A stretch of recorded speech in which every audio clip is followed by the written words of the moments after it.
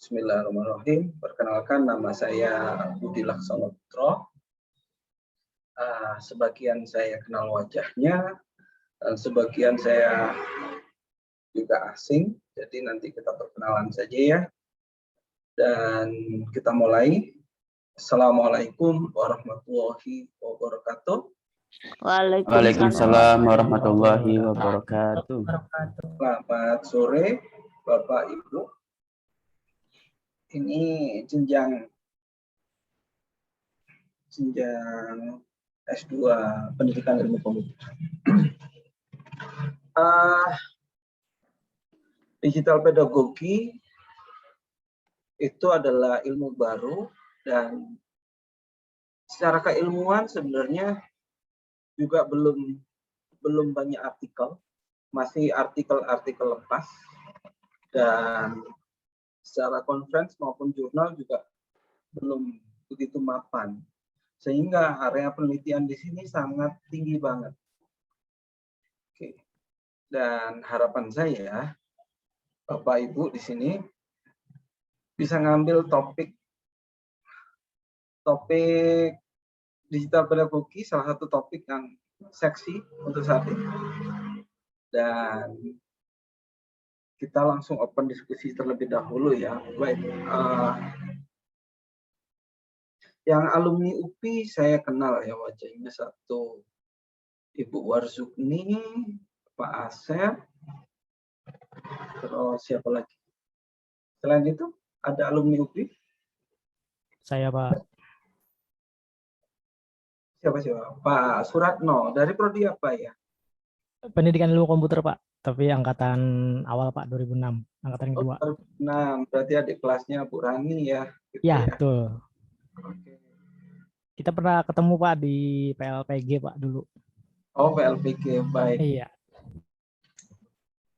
Baik, kayaknya Bapak-Bapak, Ibu-Ibu, nanti kebanyakan saya dapat bocoran dari Kaprodi, kebanyakan yang megang ini kebanyakan saya, tapi saya akan memprioritaskan untuk ketua kelas, tapi konfirmasi dulu ke Pak Enjang. Kalau Pak Enjangnya mau ngisi, mangga, tapi kalau enggak, cenderung nanti saya. Baik. Oke, ini saya share screen dulu. Oh, belum saya buka ya. Kita langsung diskusi saja ya.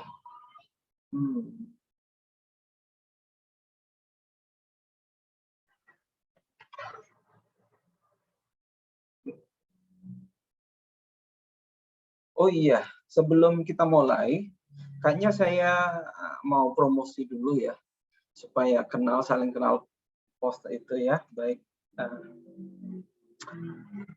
Kayaknya untuk mata kuliah ini wajib ikutan seminar ini. Dan ini kerjasama antara ITB dengan Pilkom, yang narasumber pertamanya saya, dan narasumber keduanya itu guru saya, yaitu terlaki profesor beliau, Pak Yusef Rosmansa. Beliau direktur pengembangan pendidikan di ITB. Itu tema-temanya, dan webinar, trend, dan future research smart learning environment.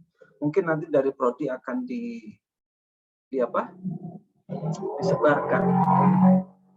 Nah, digital pedagogi itu nggak akan lepas dari pembahasan smart learning environment, dan seminar ini itu sudah menerbitkan jurnal Q1. Bapak-bapak, ibu-ibu tahu apa arti jurnal Q1?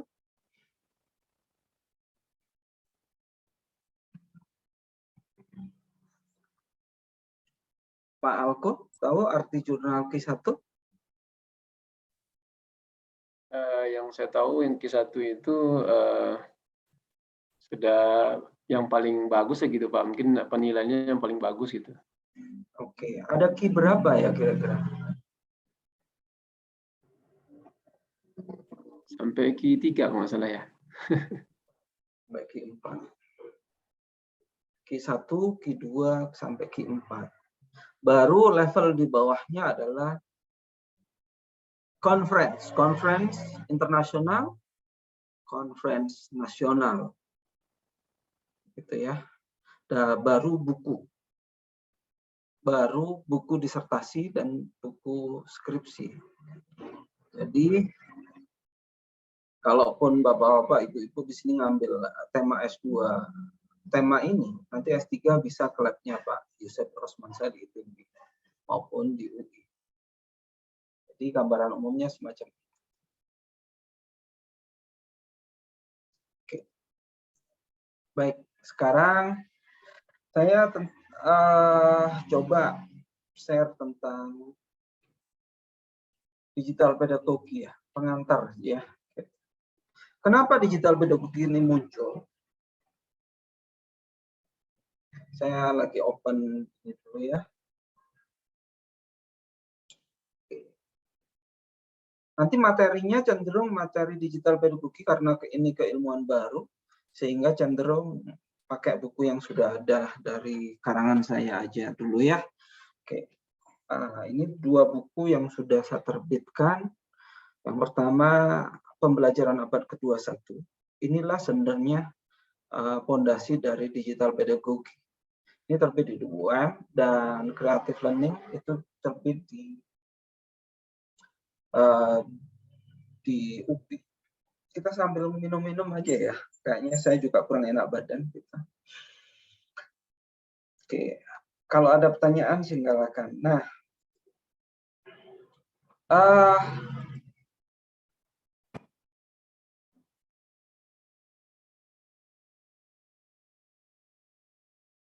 yang tampil layar lebar itu. Oke, sip.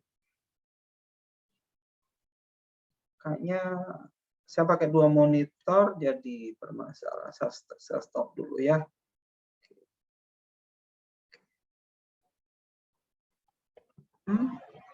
Coba saya share screen yang oke.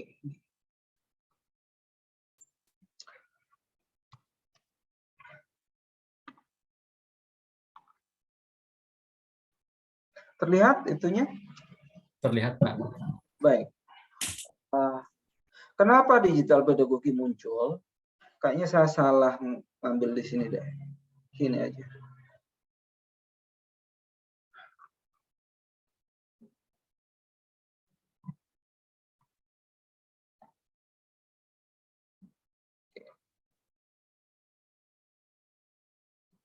Nah, di sini ya.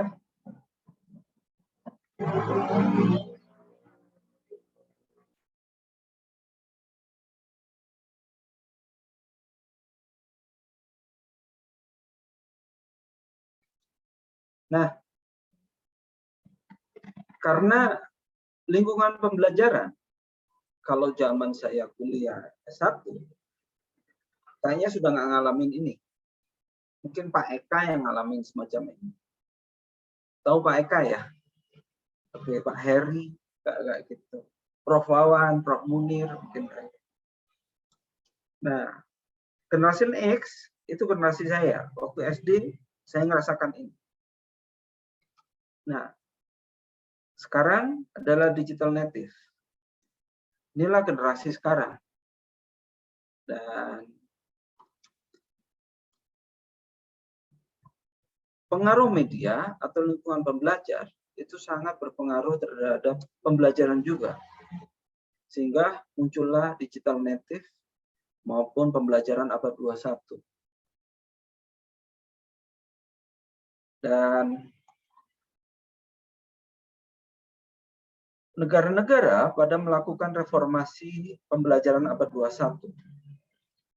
Kalau Malaysia, itu Malaysia yang paling pertama.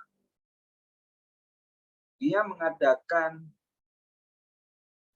mereformasi pendidikannya berbasis teknologi digital, namanya proyek Smart School.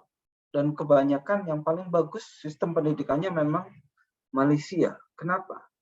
Karena memang secara politik Perdana Menteri itu track record-nya dari Menteri Pendidikan. Dan Menteri Pendidikan secara track record itu bukan jalur politik, tapi jalur praktisi.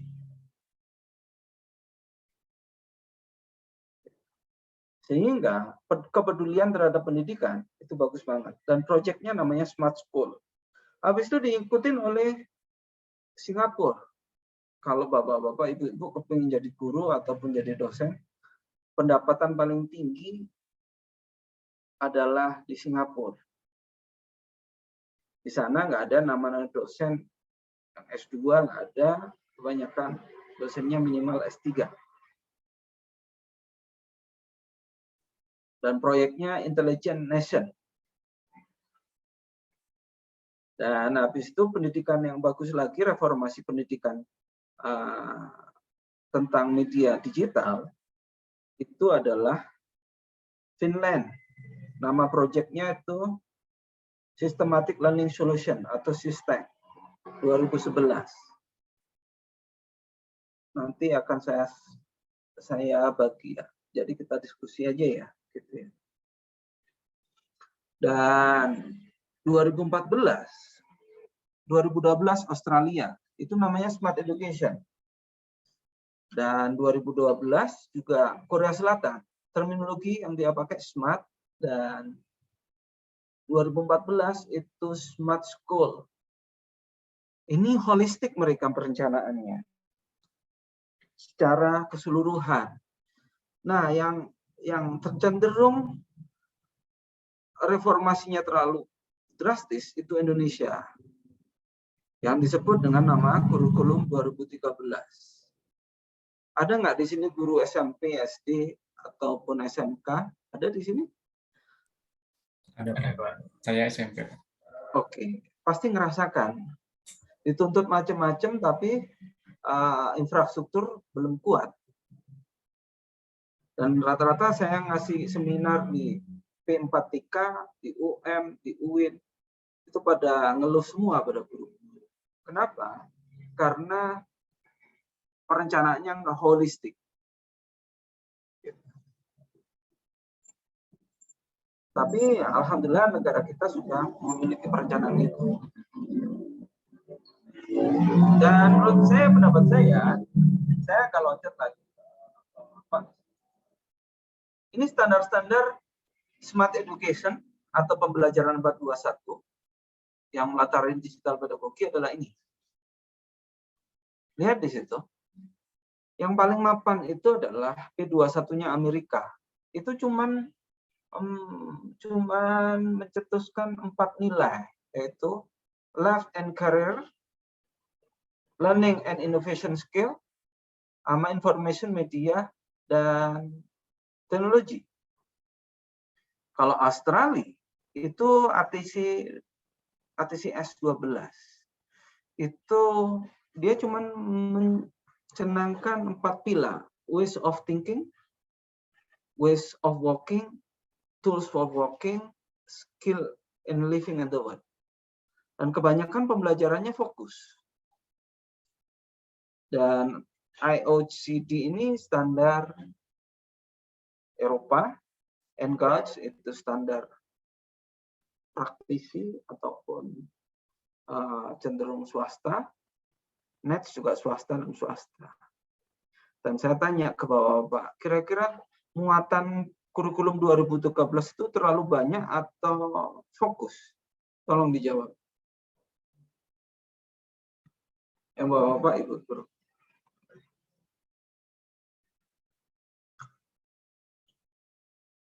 Pak Asep atau Bu Koidatun Nikmah?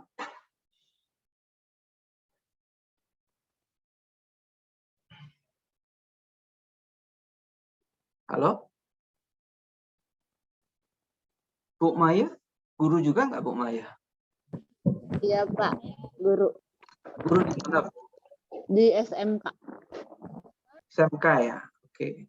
Muatannya banyak nggak Bu? Kalau muatannya lumayan banyak sih Pak. Saya kan backgroundnya dari kimia ya Pak, yang tadinya 3 tingkat jadi 2 tingkat, sekarang dipadatkan jadi 1 tingkat, itu padat banget gitu. Kalau untuk yang dulu.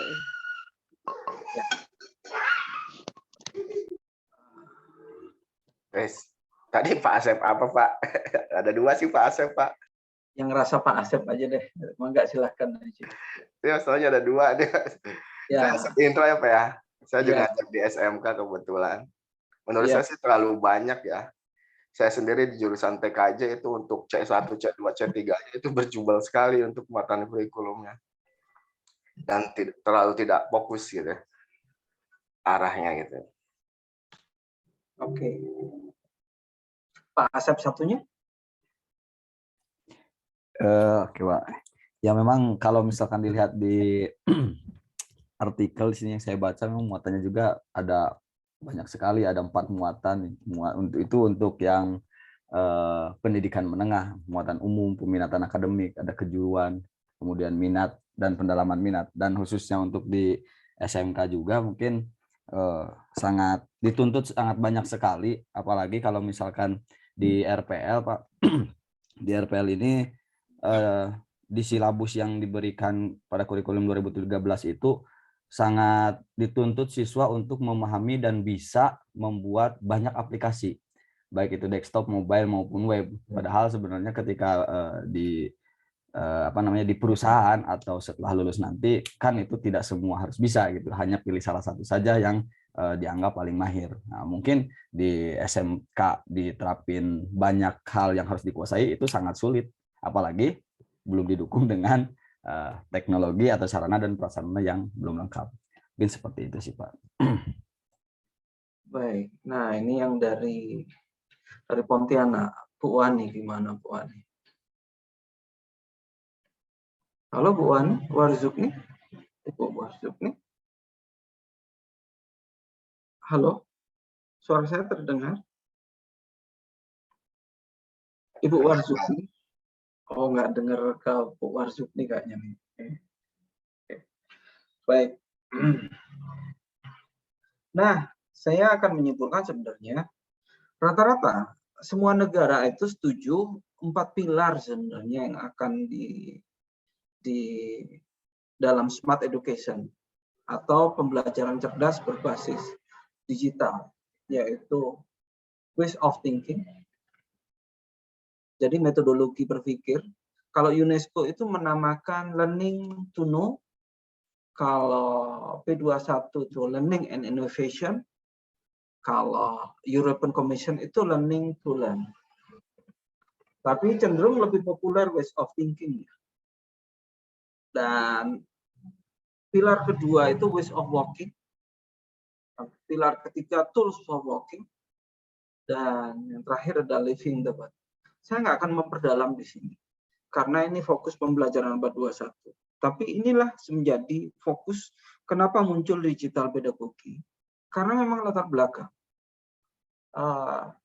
Pembelajaran saat ini, mau nggak mau, harus berbasis digital. Dan framework yang terkenal oleh pendidikan abad 21 itu dari Australia. Dari 4 pilar itu, ways of thinking, ways of working, tools for working, dan living in the world. Itu pembelajaran intinya ternyata adalah collaborative problem solving. Jadi kata kuncinya ada di situ. Kira-kira saat ini kenapa collaborative problem solving itu menjadi inti pembelajaran abad 21 dan berbasis ini, mana ya?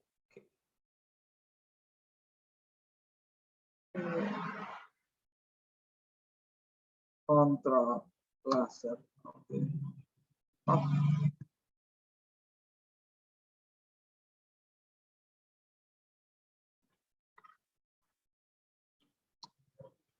Berbasis learning digital network. Jadi saat ini pembelajaran itu diarahkan memang harus berbasis teknologi IT. Tapi kebanyakan metodologi pembelajaran itu adalah collaborative problem learning. Ada 2 kata di sini. Metodologi pembelajaran digital pedagogi yaitu kolaboratif. Kata kunci kolaboratif itu adalah kerjasama. Karena Superman itu nggak ada. Yang ada adalah orang saling melengkapi kelebihan dan kekurangannya masing-masing. Dan yang keahlian yang kedua adalah problem solving. Nah, keahlian ini yang akan menjadi inti dari pembelajaran abad 21 atau smart education. Mungkin sampai sini dulu sebelum saya ke digital pedagogy. Ada tanyakan, ada perlu diskusikan Bapak-bapak, Ibu-ibu?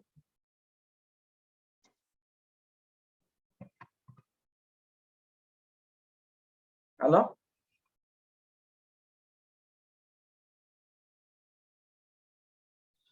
Pak Alkoderi? Iya Pak, saya mau nanyakan juga sekalian apakah kurikulum prototipe yang dicanangkan oleh Mas Menteri itu apakah apa namanya termasuk ke dalam apakah menerapkan smart apa namanya edukasi yang seperti kita bicarakan ini Pak? Saya agak susah menjawabnya itu. Karena kalau saya selama ini berbasis empiris. Pak Alko boleh nggak saya nanya? Oke. Kalau Pak Alko kepingin tahu dunia pendidikan, kira-kira wajib nggak jadi guru langsung, habis itu helikopter view juga tahu? Atau bapak-bapak yang lain, saya nanya. Kalau bapak-bapak jadi direktur, pertanyaan saya, perlu nggak bapak-bapak langsung jadi direktur? Kira-kira paham nggak perusahaan itu? Enggak, Pak. Kenapa ya kok nggak paham? Kalau menurut saya sih harus bertahap ya, Pak, untuk jadi pimpinan itu. Di tahu gitu, seluk-beluk kondisi organisasinya kayak seperti apa. Tidak bisa langsung memimpin kalau menurut saya, Pak. Gitu. Kalau Pak Alko, menurut Pak Alko? Ya, seide dengan Pak Eri, Pak. Apa namanya, seorang pemimpin itu kan atau direktur itu kan perlu memahami sistem keseluruhan ya. Jadi dia harus mengetahui seperti apa bagian produksi misalnya, paham bagaimana bagian pemasaran, sehingga dia bisa mengambil keputusan yang tepat untuk memajukan perusahaan itu. Gitu, Pak. Nah, tadi saya sudah cerita Pak Alko. Di Malaysia kenapa sebagai pionir Smart Education? Karena memang track record-nya Menteri Pendidikan itu dari orang pendidikan. Itu Pak Alko. Kayaknya jawaban saya gitu aja.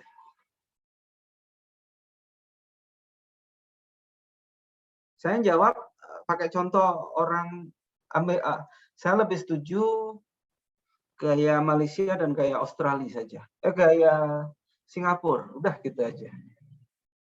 Nah, yang nggak boleh dipegang oleh jabatan politis itu kebanyakan di Singapura itu cuma Menteri Pendidikan sama Malaysia. Tapi kebanyakan sering jadi Perdana Menteri, itu adalah itu.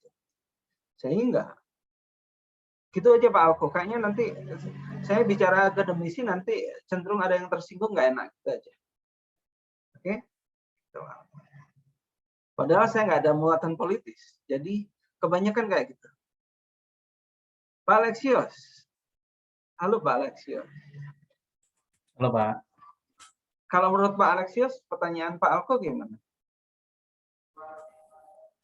Kalau menurut saya juga belum bisa jawab Pak. Apakah Mas Menteri ini, karena saya belum paham tentang kurikulum prototipe begitu. Oke. Siap. Oke. Dan saya lihat Mas Menteri ini jago di Gojek dan jago di itu aja yang saya lihat. Karena empirisnya sudah terbukti. Tapi di bidang pendidikan, saya belum melihat gitu aja.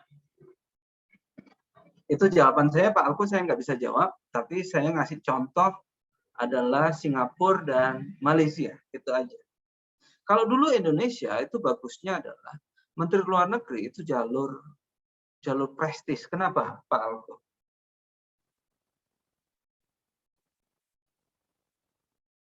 Menteri Luar Negeri dulu di Indonesia jalur prestis. Kenapa kira-kira? Ada yang tahu, Bapak? Pak Eri? Mungkin relasi ya, Pak, kalau Menteri Luar Negeri. Menteri Luar Negeri dulu itu benar-benar dari jenjang paling bawah sampai paling atas. Jadi benar-benar dia praktisi, dia juga akademisi. Dua-duanya lengkap banget. Gitu. Oke. Jadi gambaran umum saya kayak gitu, kebanyakan memang negara-negara yang tadi saya sebut itu, dia fokus, roadmap-nya jelas. Kalau roadmap jelas, itu tahapan-tahapannya jelas. Dan untuk membangun smart education, itu nggak mungkin 5 tahun, nggak mungkin 2 tahun. Apalagi Sangkuriang Roro Jonggrang, 2 minggu. Tahu Sangkuriang, Pak Asep Doni, mungkin orang Bandung ya? Iya, Pak. Sangkuriang. Apalagi pertanyaan saya, roadmap-nya kalau ganti-ganti terus, kira-kira pertanyaan saya, apa yang terjadi Pak Alko? Makin jauh dari tujuan, Pak. Oke, sip. Itu jawabannya saja, Kak. Jadi, kalau di Singapura, Malaysia, itu ada namanya Undang-Undang Pendidikan. Jadi roadmap-nya jelas banget. Baik, jawaban saya kayak gitu aja. Tapi kata kuncinya bahwa apa? Kenapa kita pembelajaran abad 21 itu kolaboratif? Karena saat ini berbasis adalah memang service, abad service. Dan teknologinya adalah teknologi service. Kalau dulu teknologi pertama, learning through digital itu adalah single. Habis itu naik ke client server. Habis itu naik lagi ke object oriented. Object oriented itu kolaboratif. Tapi levelnya berat. Habis itu object oriented itu ternyata busnya atau aliran datanya itu berat. Bapak-bapak paham ya di sini ya? Dulu client server main game, client server harus pakai LAN. Habis itu object oriented. Programnya harus berat-berat, pakai Viva dan macam-macam. Nah, service itu ditandain dengan adanya microservice atau HTML. Yang Bapak-bapak rasakan saat ini adalah service itu seperti Shopee, Gojek, dan macam-macam itu service. Jadi yang mengalir itu adalah antara item dengan item, contoh Shopee saja. Itu berapa komponen yang saling kerjasama? Pak Alexius. Banyak, Pak. Dari Shopee misal dari komponen jual yang barang, makanan, pembeli, terus untuk ngisi saldonya, banyak komponennya, Pak. Kenapa mereka kok bisa saling transaksi? Karena mereka kolaboratif. Apakah mereka Superman semua? Tidak. Tidak. Saling membutuhkan, Pak. Iya. Pembelinya untung, penjualnya untung, pendelivery-nya untung, yang dilewatin semuanya untung. Bahkan Bapak-bapak lihat itu Gojek yang makanan-makanan itu untuk jemput makanan itu begitu semangatnya. Kenapa? Karena ada keuntungan di situ. Nah, saat inilah namanya computational service. Dan itu bisa diolah oleh digital. Nanti jurnal Q1 saya adalah cenderung membahas teknologi-teknologi apa saja di situ. Itu antara lab winner dengan lab smart learning environment di UPI. Jadi saya ketuanya smart learning environment dan Pak Yusef itu cenderung learning technology di ITB. Jadi kalau Bapak mau melanjutkan S3 di sana, hanya welcome saja. Oke. Nah, pertanyaan saya, jadi dua aktor ini, aktor yang kuning, aktor yang merah. Ini UPI-nya, ini teknologi digital. Saat ini nggak lepas. Kalau dulu pembelajaran itu Yang merah itu adalah kelas, whiteboard dan macam-macam. Sekarang pembelajaran medianya adalah Oke, sebelum saya lanjut ke digital pedagogi, ada yang perlu diskusikan Bapak-Bapak? Saya hitung sampai 100. Kalau nggak ada, berarti saya langsung ke digital pedagogi. Saya hitung sampai 100 saja ya. Pak Albo. Oke, 1, 99, 100. Berarti nggak ada ya? Pak, Assalamualaikum. Boleh Salam, ya, bertanya? Bu Rani. Ya, Bu Rani. Begini Pak, Bu Rani sambil menyebutkan ngajar di mana, Bu Rani? Sambil saya ngajar di SMKN 1 Katapang, Kabupaten Iya. Bandung. Ya, Bu, silakan, Bu. Gini Pak, kita kan sudah melakukan pembelajaran daring menggunakan WA, Zoom dan sebagainya. Nah, terus media sumber belajar juga udah berbentuk digital, berupa disimpan di drive dan sebagainya, di cloud dan sebagainya Pak ya. Nah, apakah pembelajaran yang selama 2 tahun ini kita lakukan selama pandemi ini 2 tahun ini apa ya, itu sudah disebut digital pedagogik atau bagaimana? Apakah sudah atau belum gitu maksudnya Pak? Karena ya, jadi selama ini kan pembelajaran kita tuh tidak tatap muka gitu ya Pak.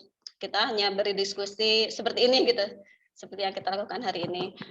Kemudian anak-anak juga setelah pembelajaran daring itu tatap muka terbatas, sehingga ada beberapa aspek yang belum tersampaikan atau tidak tersampaikan malah, seperti bagaimana pembentukan karakter, bagaimana anak-anak diajarkan untuk tidak mencontek selama pandemi, selama daring mungkin anak-anak itu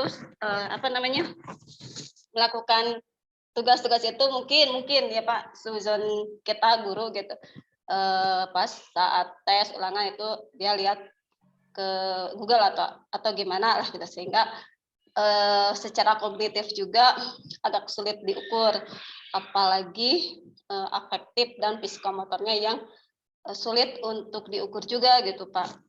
Jadi terlihatnya itu pada saat kita pembelajaran tatap muka terbatas gitu. Jadi ada beberapa hal yang bagi kita diskusi dengan rekan-rekan yang lain, aduh ini gimana anak-anak teh kok beda ya dengan yang dulu gitu, yang dari awal masuk ikut CPD dan sebagainya, mereka bisa disiplinnya. Nah, anak-anak yang sekarang yang 2 angkatan terakhir itu agak sulit untuk dikondisikan gitu Pak.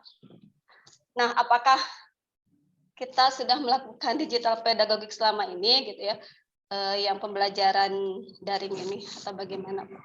Makasih Pak. Bu Rani nanti ikutan seminar nasional yang saya narasumber ya. Oh iya, jawaban siap. lengkapnya di sana ya, gitu ya. Nah, tapi jawaban saya kayak gini. Pak Asep Doni yang pernah saya ajar waktu S1, mungkin Pak Asep Doni pernah nggak saya ajar ya? Bu Wani pernah saya ajar nggak ya? Kalau saya sih pas waktu sidangnya saja Pak, pengujinya Bapak. Okay. Kalau belajar belum. Karena saya kan nondik Pak, waktu S1-nya. Bu Wani juga. Jadi gini Bu, saya tanya, mungkin open kamera ya Bu ya, diskusi ya. Tujuan ketemu dosen itu kira-kira untuk ngasih, prioritasnya untuk ngasih bahan atau untuk ngasih diskusi ya, Bapak Ibu. Silakan jawab deh. Pak Lexus, kira-kira saya ketemu Bapak di sini secara online, Bu Rani dan yang lain, kira-kira ketemu manusia itu untuk saya kasih materi atau saya kasih untuk diskusi? Untuk lebih ke diskusi Pak, interaksi. Kalau hanya sekedar ngasih bahan bisa kirim saja begitu. Oke, Bu Rani, Ibu ketemu saya kira-kira harusnya untuk apa? Mendapatkan materi dan berdiskusi Pak.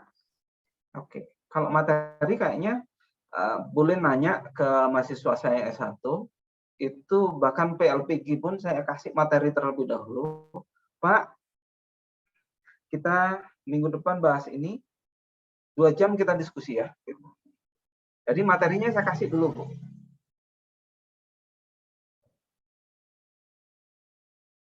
Jadi pertanyaan saya, itu termasuk digital pedagogi. Kalau bapak-bapak, ibu-ibu, saya suruh nulis, saya suruh nyatet di sini, ngapain kita Zoom repot-repot, ngabisin kuota?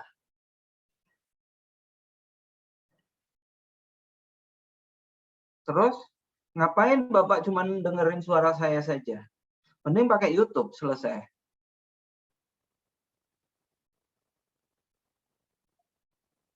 Nah, kalau anak-anak, pertanyaan saya, Bu, ini sudah termasuk digital pedagogi, Bu. Lihat, Bu, ya sekarang ya. Ini kok nggak bisa di-share ya? Oke. Mana ya? Oke. Seperti gini, Bu Ani.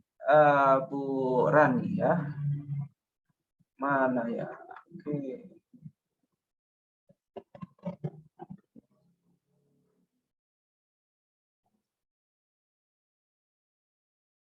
Bu Rani, kira-kira permasalahannya apa ini, Bu Rani? Hanya kadang ya ini pengalaman saya Pak, kalau misalkan kita mengadakan pembelajaran daring, kadang komunikasinya seakan satu arah Pak, gitu. Jadi saya ngasih materi baik itu berupa file ataupun langsung tugas, anak-anak mengerjakan. Jadi komunikasinya seakan satu arah gitu Pak. Sementara kalau pembelajaran di kelas kan kita ada feedback gitu ya Pak, ada interaksi lah antara siswa sama guru. Kalau pas dari itu seakan-akan seperti itu gitu. Mungkin sayanya yang kurang paham atau bagaimana, saya juga kadang merasa kok seakan ngasih materi, anak kerjain tugas udah aja, tidak ada istilahnya ikatan batin lah gitu. Jadi kalau ngajar tatap muka kan kita ada secara emosional, ada kedekatan sama anak. Sementara kalau daring itu ya gitu aja gitu Pak. Baik, bapak-bapak yang lain, ini kenapa masalahnya? Tadi Bu Ani betul, satu arah. Kira-kira masalah kenapa ini kok satu arah? Pak, mungkin dari saya Pak. Iya Pak Alexius.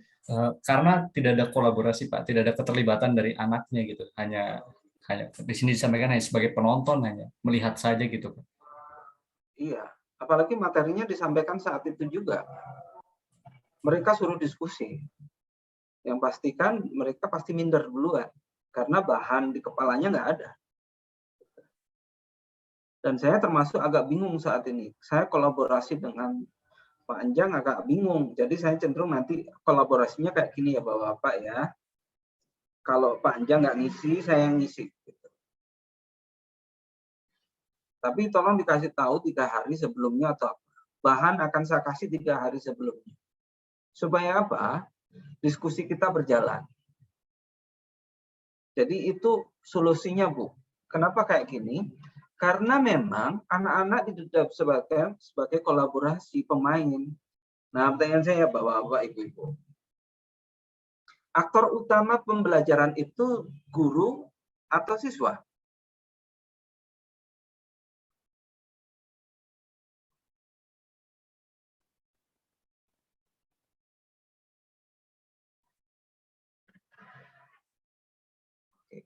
Yang jawab guru angkat tangan. Angkat tangannya pakai Zoom ya, jangan pakai angkat tangan gini ya. Gitu. Yang aktor utama pembelajaran guru angkat tangan.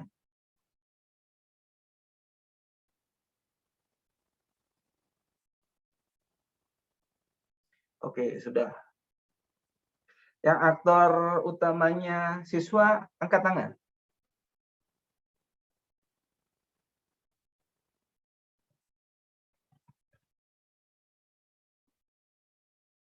Berarti yang Pak Asep Doni aktor utama pembelajaran siapa Pak Asep Doni?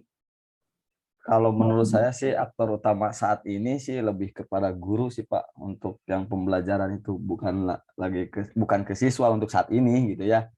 Karena interaksi antara guru dan siswanya sekarang tuh masih cenderung kurang gitu. Ketika saya mengajar saja di kelas yang secara langsung, ketika belajar itu bukan lagi siswa, kan harusnya student center, siswa yang nyari, guru sebagai fasilitator, harusnya kan seperti itu mungkin. Tapi untuk saat ini menurut saya masih tetap teacher center, guru yang berperan aktif, siswa hanya sebatas nerima saja, ibaratnya siswa hanya sebatas sebagai gelas kosong saja yang kalau dikasih apa terima, dikasih apa terima, itu sih kayaknya menurut saya. Oke, jadi kalau main bola, ya bukan pelatih yang main bola, tapi adalah pemain. Berarti aktor utama pembelajaran, Bu Rani, siapa aktor utama dalam belajar, Bu Rani? Siswa harusnya, student center ya. Tapi kenyataannya kadang guru yang mendominasi. Oke kok. Berarti kita sudah sepakat semuanya. Jadi kalau guru tanpa ngajar, siswanya aktif, pembelajaran kita sukses nggak? Sukses. Kalau dosennya cerdas, hebat, Q1, tapi siswanya cenderung nggak aktif, kira-kira yang gagal atau sukses itu Pak?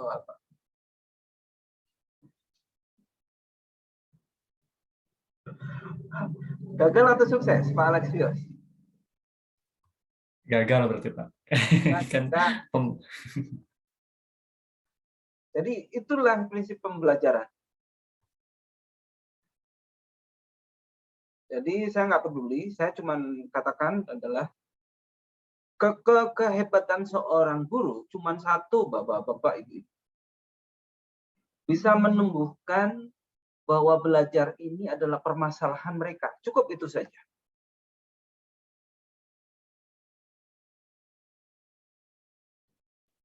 Jadi kayak tim sepak bola. Pemain hebat, tapi nggak punya motivasi bermain di tim itu, apa yang terjadi, Pak Alexios? Mainnya jadi kurang bagus, Pak. Timnya juga jadi kalah. Itu terjadi di MU saat ini. Betul sekali, Pak. Saya mengamati MU, Pak. Tidak punya motivasi itu, Pak, untuk bermain. Dan guru yang hebat itu adalah Alex Ferguson, yang terkenal dengan tamparannya.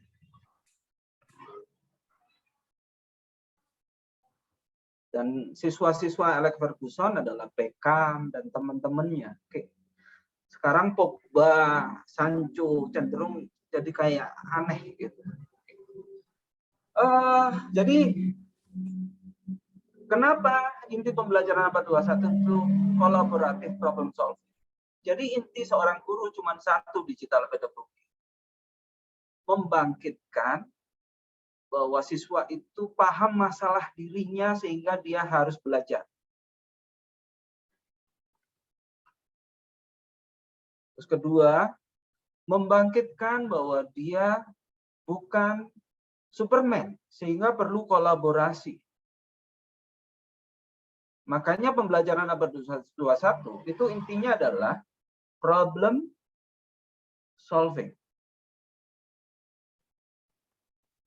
Kolaboratif problem solving. Bapak-bapak, ibu-ibu, saya sudah jadi dosen di UPI dan saya rasakan anak-anak mahasiswa saya yang sukses itu bukan IPK 4. Tapi kebanyakan yang pintar kolaboratif. Pintar membaca masalah.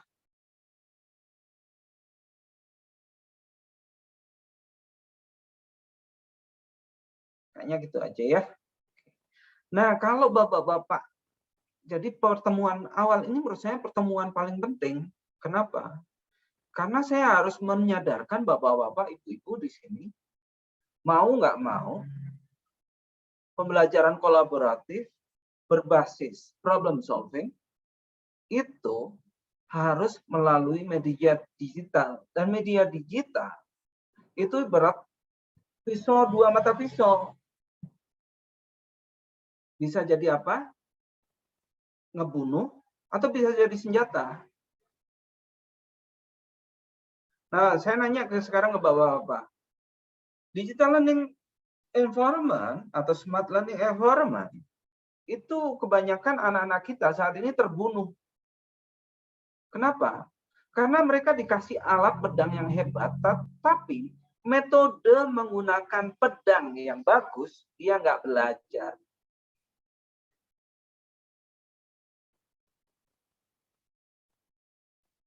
Oke, dari sini dulu ada yang perlu diskusikan Bapak-bapak, Ibu-ibu.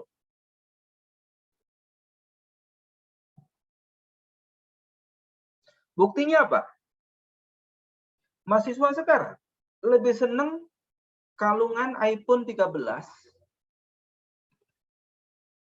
daripada lihat rekeningnya yang isinya banyak.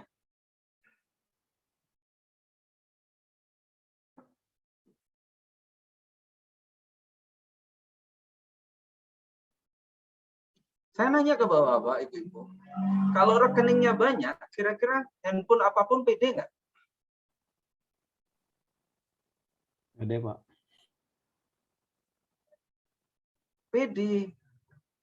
Dan kebanyakan cuman kulit, itu kebanyakan nggak pede. Berarti memang otak itu nggak kelihatan, jiwa itu nggak kelihatan, dan digital pedagogi itu adalah di metodologi, bukan di alat.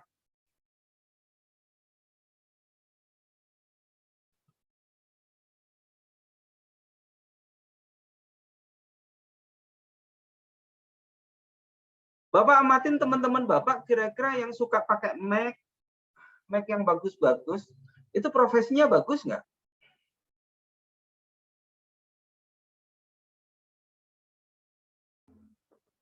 Ada yang enggak juga Pak, ada yang bagus tapi ada juga yang enggak. Ada yang enggak, oke. Iya, teman saya ada, maksudnya ada dua sih, ada yang satu memang profesinya senior IT, yang satu memang karena dari backgroundnya memang orang tuanya berada, akhirnya dikasih fasilitas-fasilitas yang itu memadai gitu. Ya, dan itu ada dua mata pisau ya Bu Qaidatun ya. Iya Pak. Yang bagus itu drivernya bisa Formula One, tapi alatnya juga Formula One. Jangan sampai drivernya Formula One, tapi mobilnya angkot, ngeri itu. Yang ngeri lagi adalah mobilnya Formula One, sopirnya sopir angkot, ngeri banget itu. MU itu Pak. MU itu. Nah, kayak gitu ya. Nah, jadi nggak usah hebat-hebat deh bapak-bapak itu. Jadi kata kuncinya seorang guru yang hebat itu cuma satu, membangkitkan anak itu ngerti kakinya nginjak bumi dan cita-citanya setinggi langit. Nanti yang mencapai itu gurunya atau siswanya untuk cita-cita setinggi langit. Saya nanya ke bapak-bapak itu. Pak Asep Doni. Siswanya, Pak. Siswanya, nggak perlu gurunya capek-capek.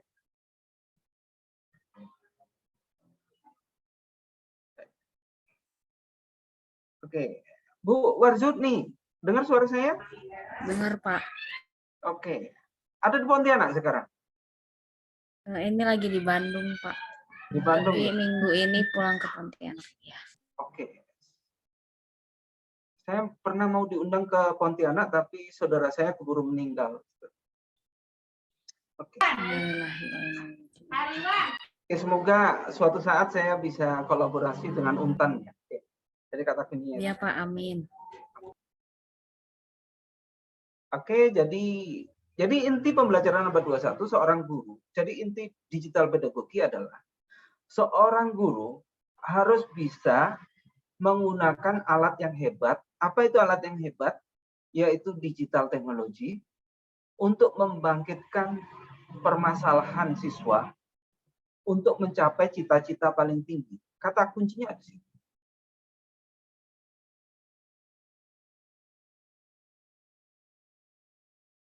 Oke, saya tanyakan bahwa apa Ibu?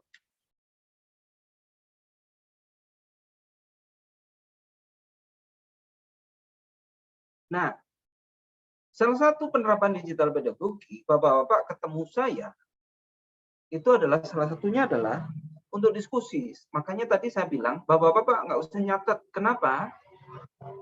Slide-nya akan saya kasih. Bukunya akan saya kasih. Oke, ada tanyakan Bapak Ibu. Ya, saya Pak.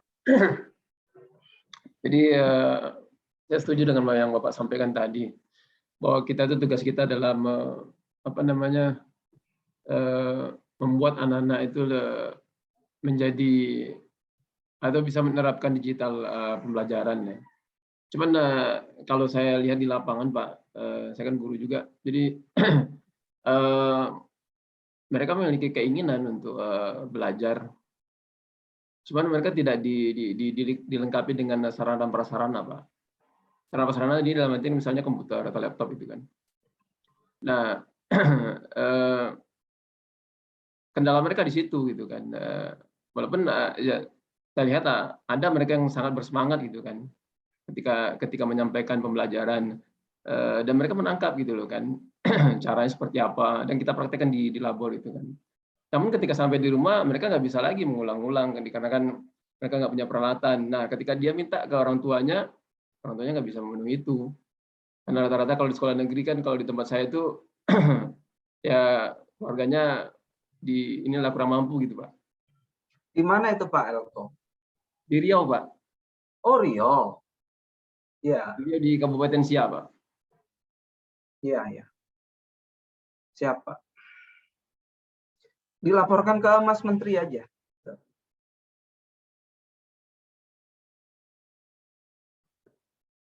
Kan lebih ke cenderung ke ini sih Pak, kesadaran orang tua untuk memfasilitasi anaknya gitu kan, untuk melengkapi atau mungkin menyiapkan, membelikan laptop agar mereka bisa juga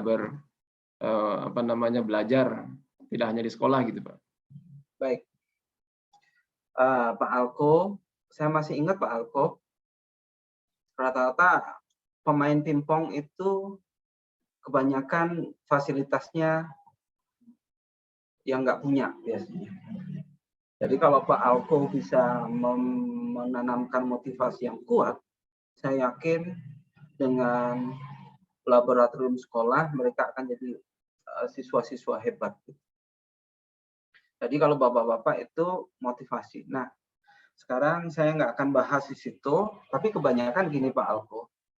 Saya amatin mahasiswa-mahasiswa saya yang nggak punya laptop, itu malah lebih sukses. Kenapa? Karena motivasinya bagus. Dia kepingin jadi orang besar, bagus. Akhirnya dia pinjam ke temannya yang cenderung difasilitasi oleh orang tuanya. Simbiosis mutualisme. Kerjaan dikerjain oleh dia, yang punya laptop tinggal ngopi pasta, dan dia tambah hebat. Kebanyakan semacam itu. Namanya kolaborasi itu Pak. Karena nggak ada Superman. Itu aja. Nah, strategi kolaborasi itu saya yakin pasti banyak. Semacam Shopee, Gojek, dan macam-macam. Itu everyone happy. Itu namanya computational servicing. Dan itu butuh strategi. Itu salah satu strategi, Pak. Mungkin di desanya kita sediakan komputer berapa dan macam-macam. Itu Pak Alko. Baik, kayaknya permasalahan ini setiap saya melakukan webinar, baik itu di UM, di UIN Sunan Kalijaga, dan B4TK Bandung, rata-rata guru-guru juga gitu. Jadi, saya nggak akan ngecilkan seorang guru-guru satu. Yang guru, menurut saya guru paling hebat di kehidupan saya adalah ibu saya. Karena dia menanamkan cita-cita hebat di saya. Tanpa mengajari saya. Jadi kata kuncinya itu. Baik, sebelum kita lanjut ke digital pedagogi, ada yang perlu diskusikan Bapak, Ibu? Kalau nggak ada, oke. Sekarang saya ke digital pedagogi ya. Oke. Sebelum ke digital pedagogi, ini satu paper Q1 saya, dan saya sudah bagikan ke itu. Jadi, mau nggak mau Pak Alko, tradisional itu ini, level tradisional. Ini level CMMI. Level initial, repeatable, define, manage, optimize.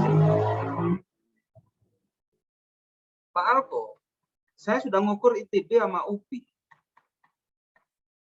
Jadi empirisnya sudah kita pegang.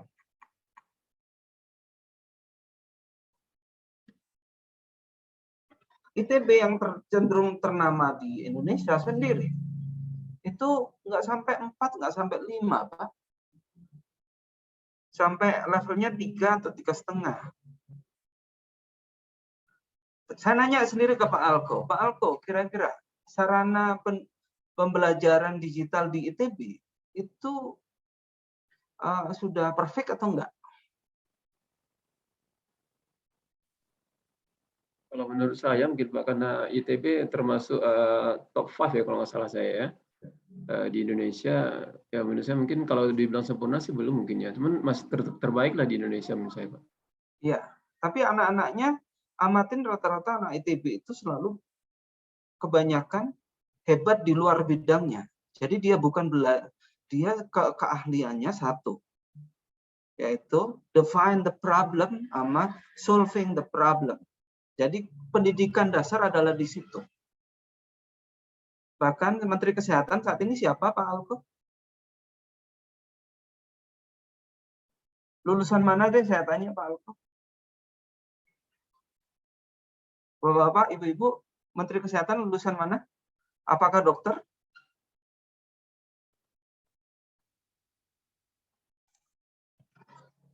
Pak Eri? Enggak peduli sama kabinet ini kayaknya. Padahal saat ini Tahunya Sri Mulyani aja, Pak. tahunya Sri Mulyani. Bu Rani, Menteri Kesehatan cari dulu di internet, coba deh lulusan Ya, mana. cari. Baru ketemu, Pak. ITB, Pak. Iya. Ini Apakah lulusan ITB itu dokter?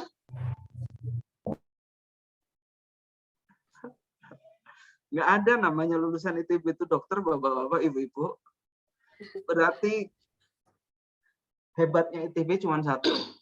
Dia membelajarkan metodologi pemahaman masalah, habis itu cepat belajar. Kata kuncinya di situ. Sekarang saya nanya ke bapak-bapak, ibu. Kira-kira di dunia kehidupan itu ilmu dulu atau masalah dulu? masalah dulu, Pak. Masalah dulu. Yang menyebut masalah dulu tadi Bu Rani ya? Oke. Masalah dulu.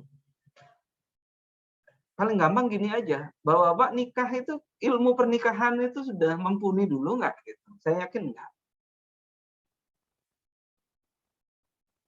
Makanya keahlian yang pertama yang hebat dalam pembelajaran adalah how to define the problem. Makanya inti pembelajaran abad 21 itu adalah collaborative problem solving. Oke. Jadi Pak Alko untuk menjawab Bapak tadi, fasilitas itu nomor 2. Tapi cita-cita itu nomor 1. ITB pun saat ini masih level berapa nih? 3,5. Paling tinggi ini 3,5. Interface aja ya 3,5. Ini makalah Q1 saya. Dan diterima di UK. Impact-nya tinggi, 3,48. Nah, stop, balik ke digital pedagogi. Oke. Nah, digital pedagogi itu kita kebutuhan namanya smart education atau lingkungan pembelajaran cerdas. Lingkungan pembelajaran cerdas itu kalau di paper saya yang Q1 tadi, itu parameternya ini.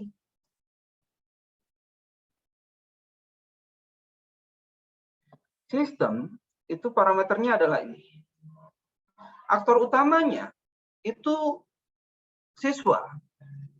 Jadi tujuan pembelajaran itu adalah satu, dari siswanya yang biasa jadi Superman. Kata kuncinya itu.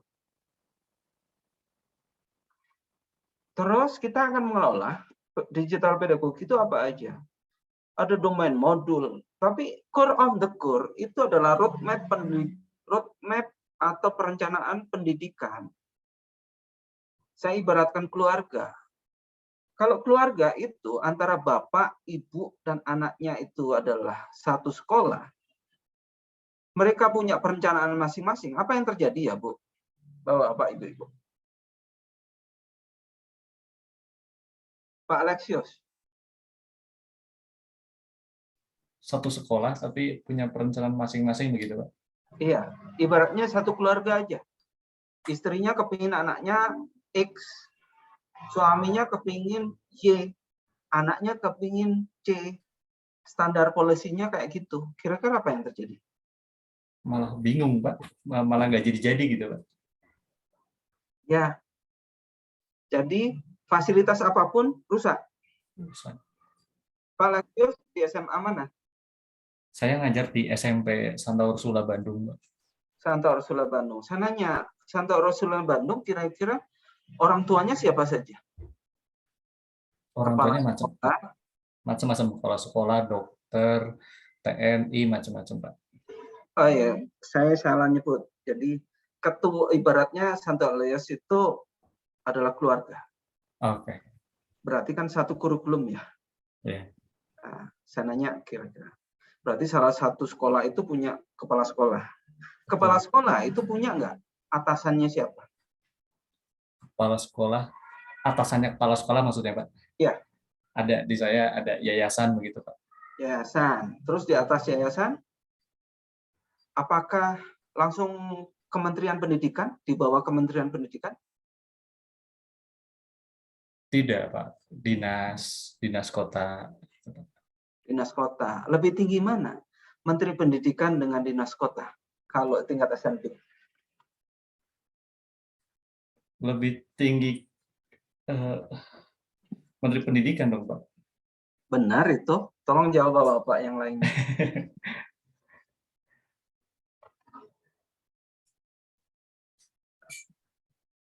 Jadi, SMP SMK itu kebijakannya di bawah pemerintah daerah, bukan di bawah Kementerian Pendidikan. Benar nggak kayak gitu? Pak Sedoni? Iya Pak, sepertinya begitu. Terus pertanyaan saya, Bapak Kementerian Pendidikan fungsinya apa berarti?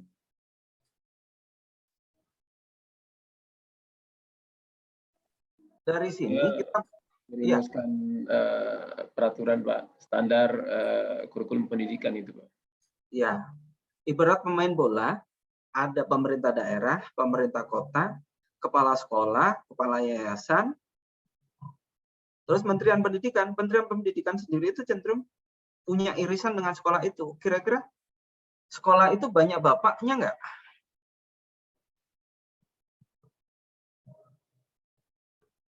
Pak Alko? Banyak bapaknya. Kira-kira kalau banyak bapaknya, banyak permintaannya nggak? Banyak, Pak. Begini, Pak. Misalnya sambil sharing ya, Pak. Di saya saja, Pak. Kadang Ya. tuh berbeda gitu, Pak. Yayasan dengan dinas tuh kadang ada muatan-muatan yang berbeda gitu, Pak. Karena kita juga sebagai pelaksana teknis, kita juga pasti, wah banyak permintaan macam-macam ya dari yayasan ini, dari dinas ini, begitu, Pak. Pasti banyak permintaan karena banyak kepala begitu, Pak. Iya, betul Pak Asius. Kalau UN itu kebanyakan kepentingan sekolah atau kepentingan kota atau kepentingan kepala sekolah atau kepentingan siswa? Tolong jawab.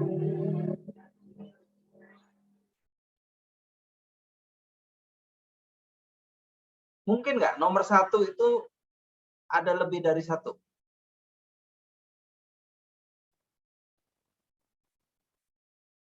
Pak Alko? Nggak mungkin. Mungkin Pak. Nomor satu, Ada kemungkinan Pak, lebih dari satu Pak. Oke, paling gampang kalau Bapak-Bapak bisa nomor satukan lebih dari satu, berat Pak. Pemimpin itu pasti harus ada satu yang kita utamakan. Dalam pendidikan, itu harus ada standar yang utama. Dan itu harus satu.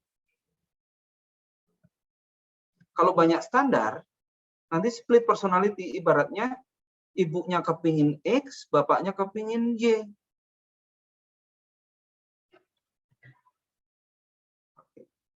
Jadi, ini permasalahan pertama yang harus itu. Pak, core of the core adalah di sini.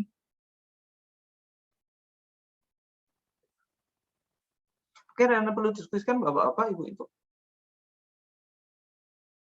Nah, baru domain modul, learner modul, pedagogi model, supporting function, ini adalah penunjang.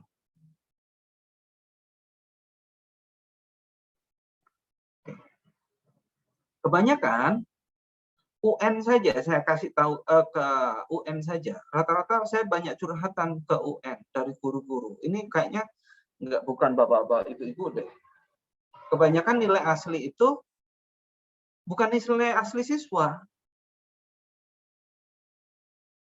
Nah, pertanyaan saya, berarti yang punya kepentingan nilai UN itu sekolahkah, kepala sekolahkah, atau pemerintahan daerah?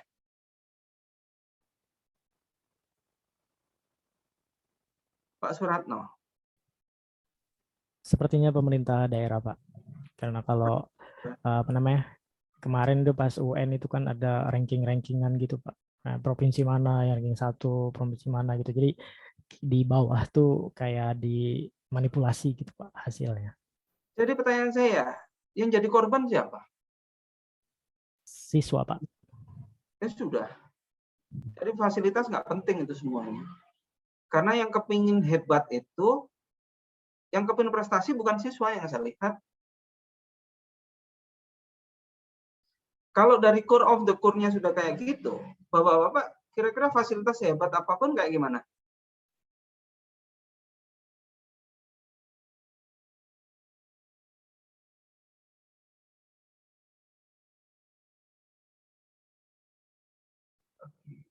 Ini akademisi loh ya, jangan dibuat politisasi loh ya. Gitu.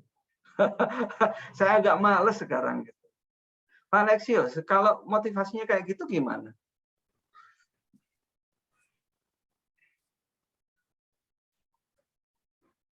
Pak Asep Doni. Aduh, gimana ya? Jadi bingung nih. Ya, kasihan ke siswanya, Pak, kalau kayak gitu, Pak, yang jadi korban. Dan fasilitas mau diberi fasilitas apapun dari misal dari daerah di ini sia-sia, Pak. Tidak ada artinya mungkin begitu, Pak. Jadi yang punya cita-cita itu adalah siswa. Siswa. Bukan cita-cita sekolah, bukan cita-cita pemerintah daerah. Nah, kalau yang memiliki cita-cita daerah, pertanyaan saya, siswanya hopeless nggak, Bu Rani? Ya, Pak. Kalau sudah hopeless, belajar penuh harapan nggak, Bu Rani?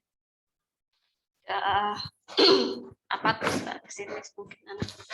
Sudah, formalitas saja. Tanpa sadar yang nggak kelihatan semacam itu penyakit sebenarnya. Tolong jangan dipolitisasi loh ya. Saya agak ngeri sekarang bicara akademisi di dalam forum saya sendiri. Ini Pak, kalau yang tadi siswa yang apatis yang tadi kata Bu Rani itu memang saya dulu sempat ngobrol sama siswa yang kelas 3 gitu Pak, yang ngapain Pak gitu, belajar atau apa, dan nilai UN juga pasti lulus semua gitu Pak. Ada ini lulus semua gitu Pak dari siswanya Ya. itu Pak. Ya itu dia.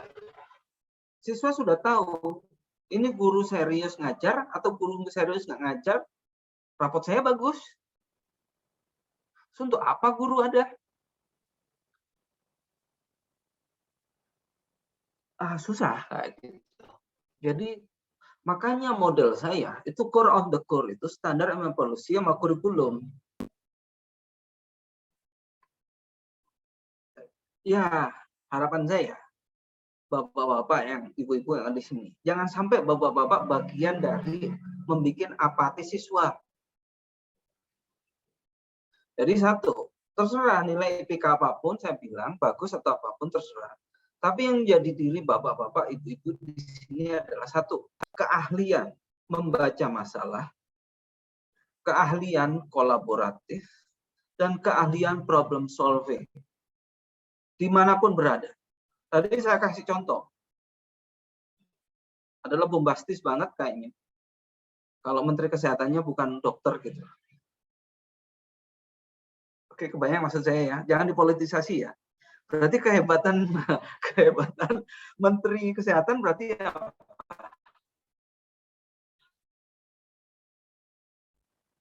pinter problem solving untuk kabinet sekarang. Terserah lah atau apapun. Tapi saya nggak tahu lah. Oke ya, macam-macam. Tapi dari hasil belajar saya, yang benar-benar penuh harapan, penuh hope, penuh kompetisi, itu di Malaysia dan di Singapura. Kalau jadi guru di sana prestis banget. Kebanyakan orang-orang Indonesia itu ngajarnya itu di Malaysia. Profesor-profesor di UTM dan macam-macam itu kebanyakan orang Indonesia. Kenapa? Karena pengharapannya besar di sana. Gitu aja. Baik, ada yang tanyakan Bapak Ibu. Jadi digital pedagogi itu sebenarnya yang jadi core of the core itu adalah hope, harapan.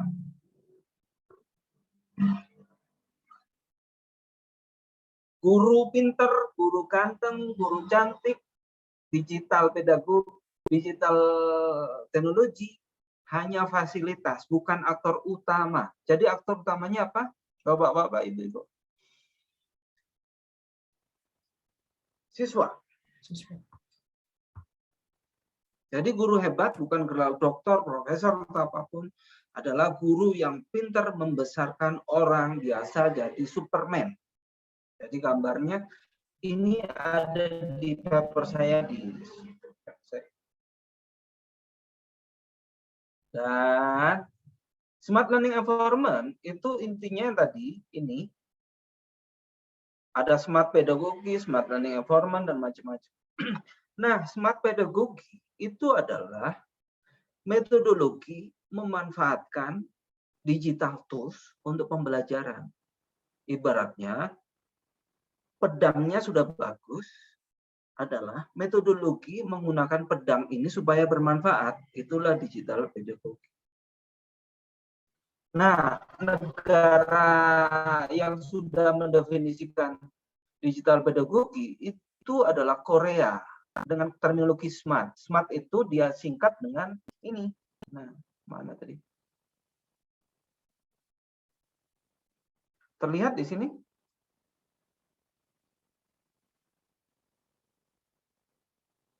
Nah,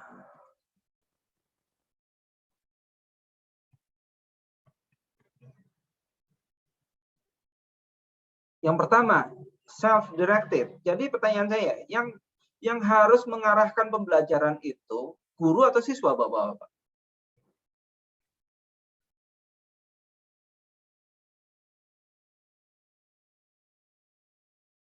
Yang harusnya memiliki perencanaan pembelajaran itu guru atau siswa? Tolong jawab, Bapak-bapak. Bu Wani. Yang harus memiliki perencanaan, saya harus bisa matematika, saya harus bisa bahasa Inggris, saya harus itu kira-kira guru atau siswa?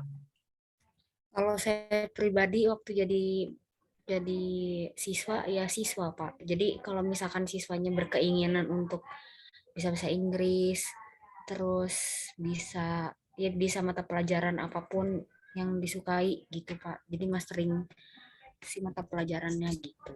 Nah, menurut saya guru tuh sebagai fasilitator dan harus enakan gitu Pak ngajarnya biar siswanya juga kayak ke ini gitu. Istilahnya kayak enak nih belajar sama beliau gitu. Kayak gitu deh Pak, saya pengen jadi dia. Nah kayak gitu deh Pak kalau misalkan pas waktu saya jadi siswa atau mahasiswa gitu Pak. Bagus Bu. Jadi kalau di awal smart pedagogi harusnya memiliki RPP itu dosennya atau siswanya? Kalau RPP mah dosen Pak atau siswa. Atau guru maksud saya gitu. Atau guru, ya. Secara formal kayak gitu. Tapi yang harus memiliki RPP itu harusnya adalah siswa. Kayak gitu. Jadi kalau siswanya yang memiliki RPP, berarti nanti RPP-nya cenderung saya akan diskusikan enaknya kayak gini atau enggak. Karena yang memiliki perencanaan itu adalah siswa, bukan guru. Habis itu motivated atau smart itu motivated. Jadi pembelajaran alatnya harus bisa membuat motivasi. Dan yang ketiga adalah resource digital atau resource free. Ini kayaknya terlalu banyak, sudah banyak resource free. Dan teknologi embedded. Jadi ini standar smart pedagogi miliknya Korea. Oke, Bapak-Bapak, ada yang perlu diskusikan?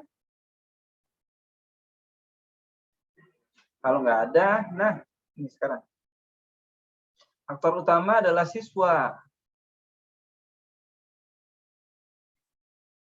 Nah, digital pedagogi itu muncullah. Oke, saya kira ya. Siswa kita itu saat ini adalah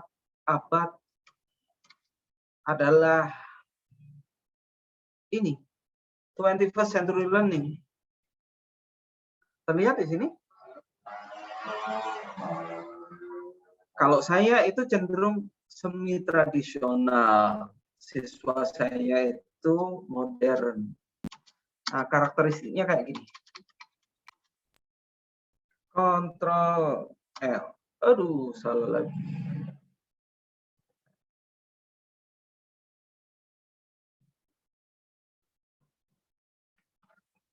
Untuk laser gimana ya saya? Kontrol L. Oke.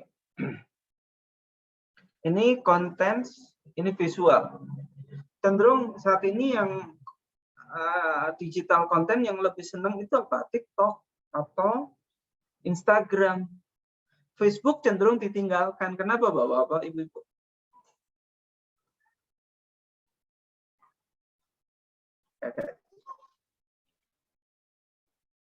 Terus ini zaman dulu pasif dan hands on, formal personal, teknopopik dan teknosavi. Anak-anak sekarang itu cenderung interaktif.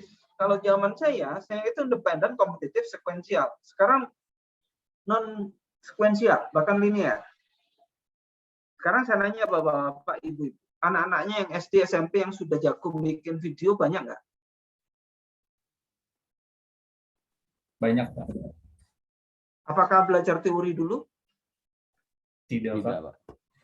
Jadi anak-anak kita itu kebanyakan jump to the conclusion, habis itu teori sama pemahamannya lemah. Dia bisa, tapi kenapa ini untuk apa? Itu nggak kuat. Gitu. Jadi fungsi guru bukan harus bisa, tapi adalah kenapa ini penting, untuk apa. Pola berpikir itu kebanyakan dari why, what, how. Anak kita kebanyakan langsung loncat adalah ke how.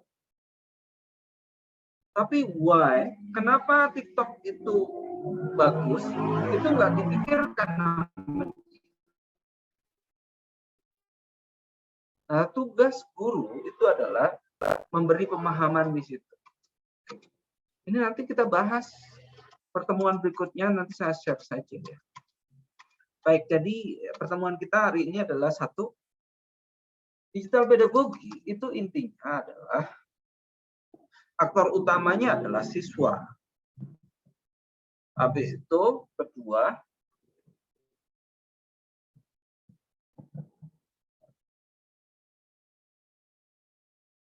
fasilitas apapun itu kata kuncinya adalah di cita-cita atau di hub atau di kurikulum.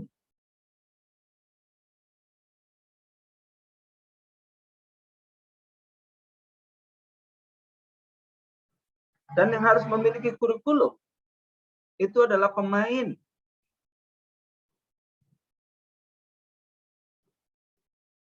Dan MU saat ini terlalu banyak kurikulum. Pemainnya bagus-bagus, kurikulumnya ganti-ganti. Apa yang terjadi, Bapak-bapak? Nggak jelas Pak mainnya, Pak. Kayaknya suka.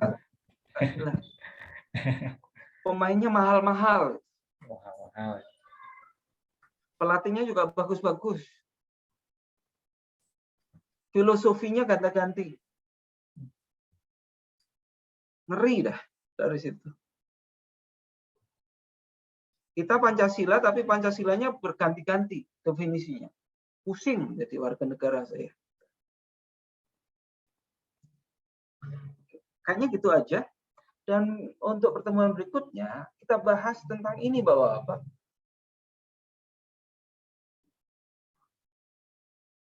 Nah, karakter-karakter ini yang harus kita. Baik, sebelum kita tutup, nanti akan saya share ke grup. Oke. Nanti diskusi, kita ketemu adalah untuk diskusi. Oke.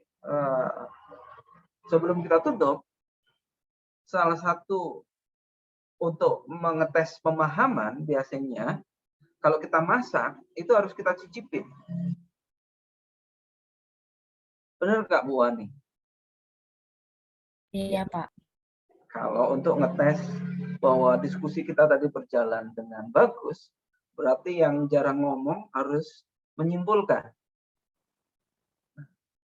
Kalau yang jarang ngomong sudah fase menyimpulkan, pertanyaan saya, yang sering ngomong kira-kira perlu ditanya nggak? Nggak perlu, Pak. Tidak, Pak. Tidak. Kenapa?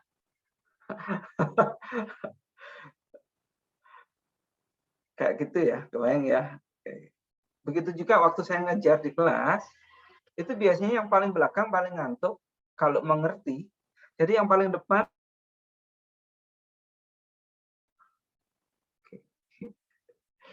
begitu ya, gitu ya. Oke. Oke.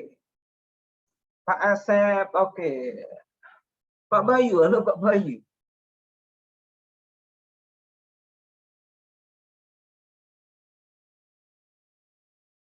Nggak tahu nih. Oke, Halo Pak Bayu. Halo tes. Iya Pak Bayu. Pak Bayu. Iya, digital pedagogi itu kenapa dibutuhkan digital pedagogi?